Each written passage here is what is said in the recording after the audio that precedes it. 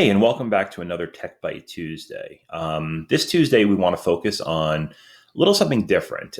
In order to prepare for the asynchronous afternoon tomorrow and, good general information, we wanted to take a walk through the SCSD Learn at Home page. If you haven't been to the SCSD Learn at Home page and looking at the Google Analytics, many of you haven't, it is a website that was started back in March when this shutdown started in order to kind of curate all of our technological resources for parents, staff, and students. But it's kind of now serving as a technological hub for the district. So we have a nice, easy URL to take a look at. It's scsdlearnathome.com.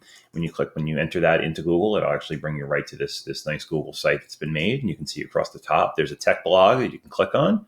A lot of the stuff, we have a section over here for family and students, and we have a section over here for SCSD staff. So if I click on the family and students link, what I'm going to do is I'm going to get some information. There's some resources for parents. You can see that there's grade level splits up here, grades 6 through 8, 9 through 12. So I was going to take some of my middle level stuff. You're going to see some basics information about Google Classroom, some of the navigating the platform, helping your students and your children out with some of the assignments and what to look for. So,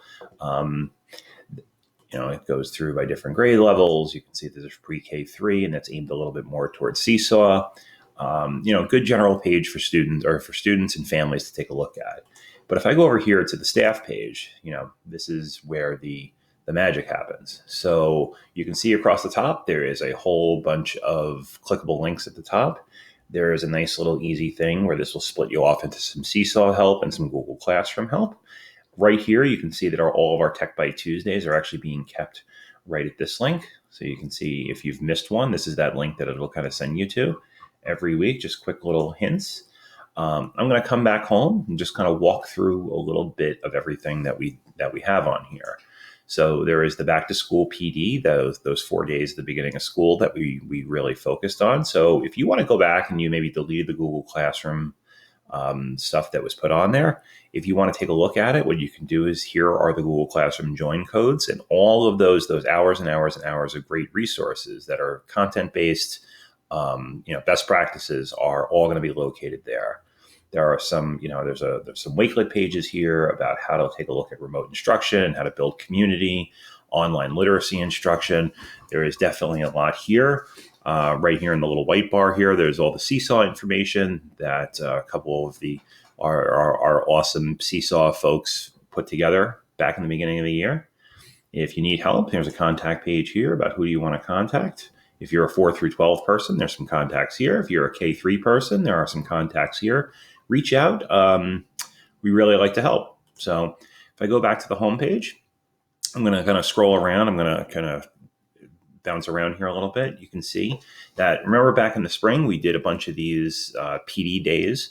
So back on May 4th, we did May the 4th Be With You. We had a whole bunch of sessions.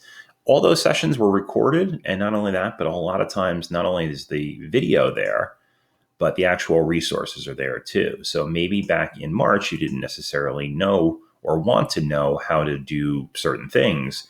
But now all of a sudden, maybe you want to go through and maybe look at, how did the Google Geo tools help? How to use Screencastify in the classroom? So we did 4 of those days. We did a Finish Strong Day, which was in June 4th. Over the summer, a couple of us helped working with administration and building secretaries and assistants about something called Google for All, which offered a nice basic information about some of the more, the clerical stuff. So, things like Google Keep, forms and sheets and sites and tips and tricks in the appointment slot.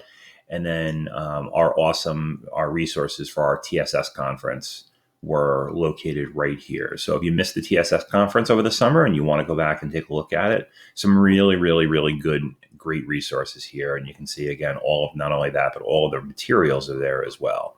So if I'm going to go back here, you can see here are those grade level bands. So if I go to Google Classroom, all of the different how-to videos for Google Classroom that are made in-house are all right here. How to assign to certain students, add a guardian, convert from Word to Docs, how do you manage your to-do pages?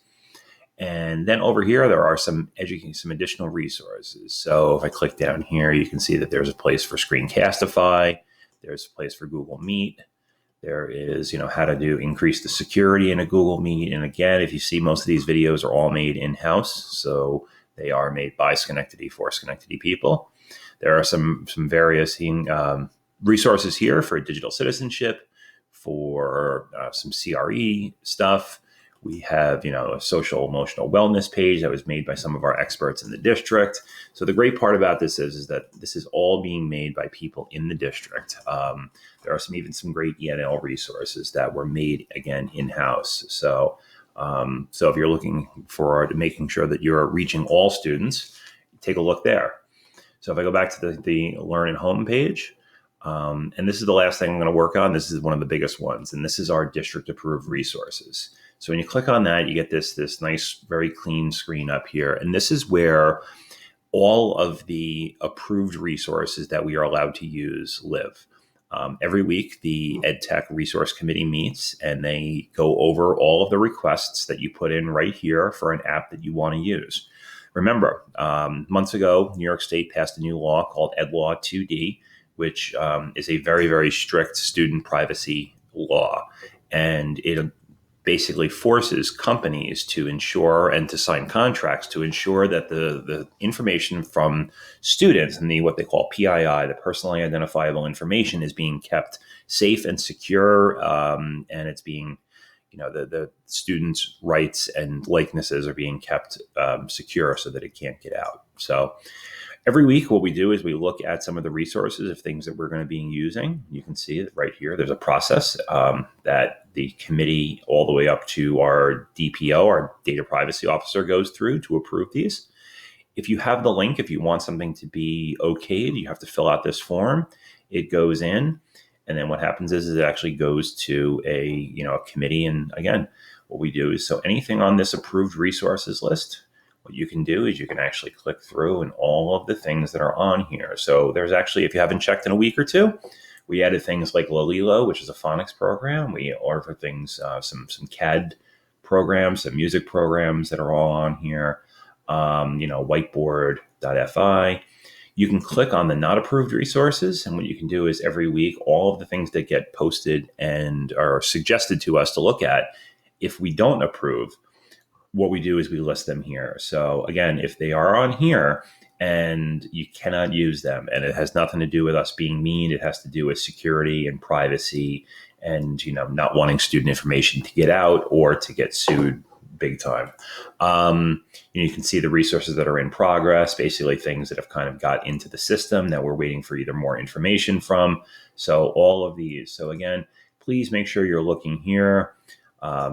This little website is fantastic. You can come up here to home and you can click on, if you want something that's to, what are some good tools to create? They are all kind of separated into these. So Digital Resource Toolbox is a great resource located right on the SCSDLearnAtHome page. It's going to be right at the very, very top. So as you see, the SCSDLearnAtHome page has a ton of information. Hopefully you guys can spend some time working on this or looking at this over the next, either tomorrow for Asynchronous Wednesday, or for the, in the future, if you're ever looking for some help. That there's some people out here you can reach out to. Please reach out to anybody in the EdTech resource team. You're building technology integration or media specialists, or, some of the people that you that are very tech forward and know how to connect the technology and the content and the pedagogy. Hope that helps. Again, if you have any other comments or suggestions for another Tech Byte Tuesday, fill out that link that's in this email. But have a great day, and we'll see you next week.